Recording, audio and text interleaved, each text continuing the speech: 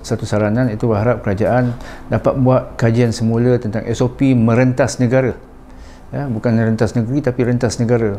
Kerana kita perlu menyekat kehadiran semua pelancong daripada India ataupun daripada pemegang pasport India. Kerana kita tahu sekarang ni India telah melebihi rating positif COVID yang pertama di dunia, melebihi pada Itali. Dan kita lihat baru-baru ni dan diviralkan di WhatsApp group ataupun di media sosial bagaimana kritikalnya kerajaan India dan begitu juga masyarakat dan rakyat India sendiri, ya, yang berhadapan dengan COVID-19. Dan oleh itu di sini seperti mana yang telah disarankan oleh DG Tan Sri Nur Hisham, iaitu untuk menjauhi rakyat, menjauhkan diri daripada restoran-restoran mamak. Saya sebenarnya MCCF yang telah sekian lama daripada awal first wave hingga sekarang kita menjalankan banyak mengeluarkan banyak kenyataan dan pengajaran kepada masyarakat tentang bahayanya COVID-19, dan kita juga menjalankan swab test, menawarkan swab test kepada semua pekerja-pekerja asing dan juga masyarakat rakyat Malaysia. Di sini ingin saya menyarankan, menegaskan, iaitu kerajaan perlu tegas dalam menguatkuasakan Akta 342. Tak guna kita hanya bercakap tapi tidak ada langsung penguatkuasaan Akta 342 di semua restoran-restoran mamak. Saya sendiri sebagai MCF pernah pergi ke sebuah restoran mamak dan bertanya, yang digunakan adalah result swab test tahun lepas masa first wave bulan 3 kan. Tetapi kerajaan perlu melalui PBT ataupun KKM yang menguatkuasa, punca kuasanya di bawah KKM dan PBT, untuk menguatkuasa dengan menyaman, mengeluarkan kompaun kepada semua restoran-restoran yang mempunyai pekerja asing, terutama pekerja asing daripada India. Ya, ini khusus kepada restoran mamak.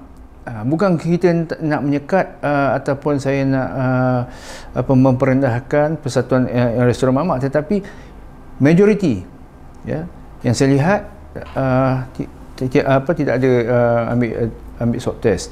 Yang kedua, restoran-restoran lain seperti restoran Old Town ke Starbucks ke apa semua ni, Papa Rich ke, cuba pergi tengok. Penguatkuasa kena pergi menguatkuasakan undang-undang ini. Sebab tujuan Akta 342 adalah untuk menyekat penyebaran penularan wabak COVID-19. Tetapi sekiranya tidak ada penguatkuasaan, rakyat ataupun masyarakat atau majikan tidak akan ambil serius perkara ni. Ya. Kita selaku MGO, apabila kita pergi berjumpa mereka, dia kata macam pandang tak pandang, endah tak endah, kan? Sebab kita tak ada kuasa, yang ada kuasa hanya kepada pihak kerajaan. Mungkin kita faham KKM terlalu ramai, mungkin kekangan ataupun maksud saya bermasalah dari segi pengagihan kuasa menjalankan kerja, tetapi mungkin dengan kuasa yang punca kuasa yang ada, KKM boleh bekerjasama dengan semua PBT.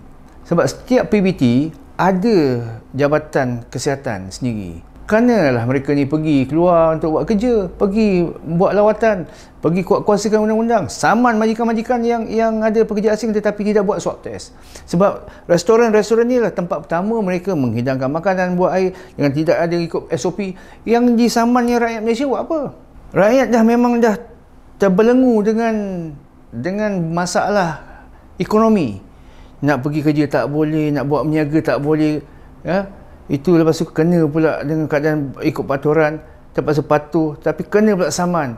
Saya tak naklah cakap yang sampai 50,000 yang terkeluar di viral ni, tetapi saya cakap wak imah 1,000 pun, kalau rakyat Malaysia sekarang ni kalau pergi ke restoran, kena tangkap, kena compound pun, itu telah membebankan mereka. Dan saya rasa yang ni wajar kalau setelah ini dah masuk wave peringkat ketiga, tetapi kita perlu mengeluarkan denda atau hukuman yang berbentuk pendidikan, mendidik, bukan sekadar untuk menghukum saja tidak akan menyelesaikan masalah. Jadi saya harap pihak KKM khusus kepada YB Dr. Sri Adam Baba Menteri Kementerian Kesihatan untuk mengambil poin ini untuk berbincang, ya, agar tindakan penguatkuasaan Aktah 342 ini terlaksana dengan penguatkuasaan daripada KKM dan PBT. Ini amat bahaya sebab hari raya menjelang tiba dan memang kita untuk rentas daerah, rentas negeri ada keperluan untuk kita sekat, tetapi penting sekarang ni dalaman ni, dan kemarin saya dah cakap tentang rentas negara. Yang kita di negeri dalaman ni, saya rasa pihak-pihak di kementerian lebih bijaksana dalam mengurus tadbir tentang pengawalan pandemik ini. InsyaAllah kita sama-sama doakan agar wabak COVID-19 ini di negara Malaysia tidak terjadi seperti di mana di negara India.